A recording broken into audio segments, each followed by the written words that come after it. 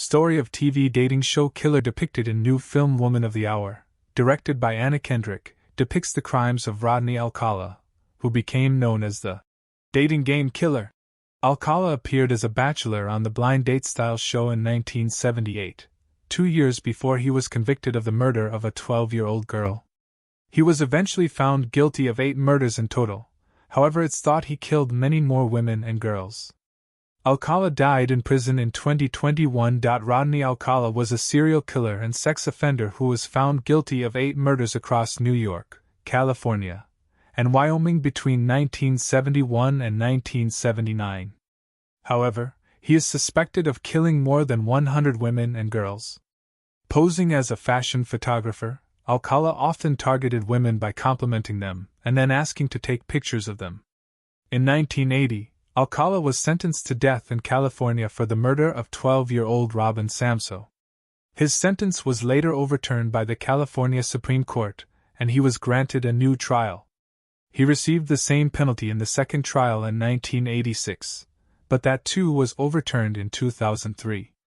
In subsequent years, investigators discovered forensic evidence linking Alcala to other California murders. At a new trial in 2010, he was found guilty of killing Samso as well as 4 other women aged between 18 and 32 in the years between 1977 and 1979.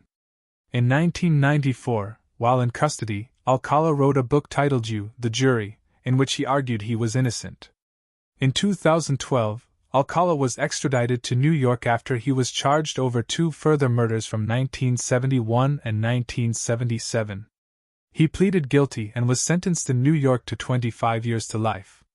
In 2016, he was charged with the 1977 murder of Christine Ruth Thornton, a woman who investigators had identified in one of his photos. Alcala became retrospectively known as the dating game killer because of his television appearance in the midst of his killings.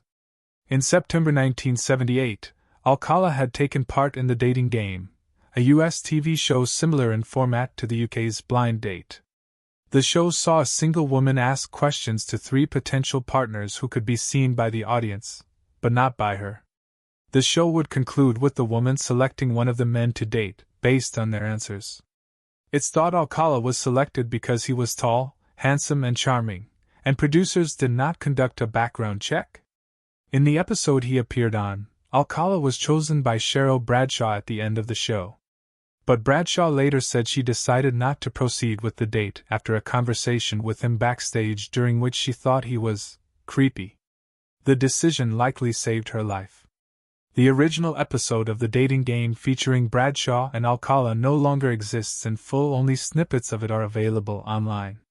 Woman of the Hour opens in 1977 with Alcala encouraging a woman named Sarah to reveal details of her personal life as he photographs her in a remote mountain region of Wyoming. Things take a sinister turn when Alcala suddenly turns nasty and begins to attack her, setting the tone for the way he preys on several of the women he encounters for the rest of the film. The film's timeline jumps around, as the viewer follows a few different strands which each focus on a different woman. The murders themselves are not shown on screen. Instead, the film focuses on Alcala's initial encounters with the women and the moments leading up to the killings. A sizable portion of the movie is taken up with the day the episode of The Dating Game was filmed. As well as directing the film, Kendrick plays Bradshaw, the woman who appeared on the dating show alongside Alcala. Although based on real-life cases, the film takes some artistic license. For instance, Bradshaw is seen going against the dating show presenter's wishes by going off-script and asking the bachelors her own questions, giving the film a more feminist angle than was the case in reality. The date between Bradshaw and Alcala is also an invention. In reality, they never made it as far as a date, but the film imagines their trip to a bar and a subsequent altercation in the car park. One of Alcala's victims, Monique Hoyt, was able to escape after being attacked, and hers is one of the stories presented in the film. Aged 15, Hoyt was posing for photos in February 1979 in an isolated mountainous area when Alcala knocked her unconscious and sexually assaulted her. When she came round, Hoyt was aware she'd been raped, but, in an attempt to escape, she convinced Alcala she wasn't angry and wanted to pursue a relationship with him. The two of them returned to his car and drove on.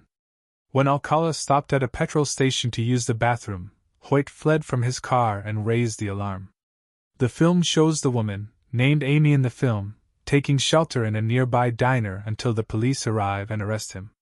But although Hoyt escaped, in reality Alcala was released soon after when his mother posted his bail. Anna Kendrick was initially due to produce and star in the film, but later also signed up as director. In press materials for the film, the 39-year-old has said she knows it will be seen as a surprising choice by some. She is probably best known for appearing in the Pitch Perfect film series and comedy drama Up in the Air, which earned her an Oscar nomination, plus her appearances in the Twilight movies. I can understand why a movie that opens with an act of violence doesn't really seem like it's in my wheelhouse, she acknowledged. But I feel like I've been through experiences where I can relate to being with another person and suddenly discovering you're with someone deeply unsafe. Speaking about the project as a whole, she said, I think the story itself is so compelling because of the idea that this dangerous and violent man went on a show like The Dating Game, where the goal is to choose a good guy, and won. It's just comically perverse. Asked about her attitude towards depicting violence, she said, in general, my approach was that things that are beautiful should be beautiful, and the things that are awful should be awful. Yet the violence in the movie is rarely literal or explicit. I wanted to be removed from the violence without sanitizing it.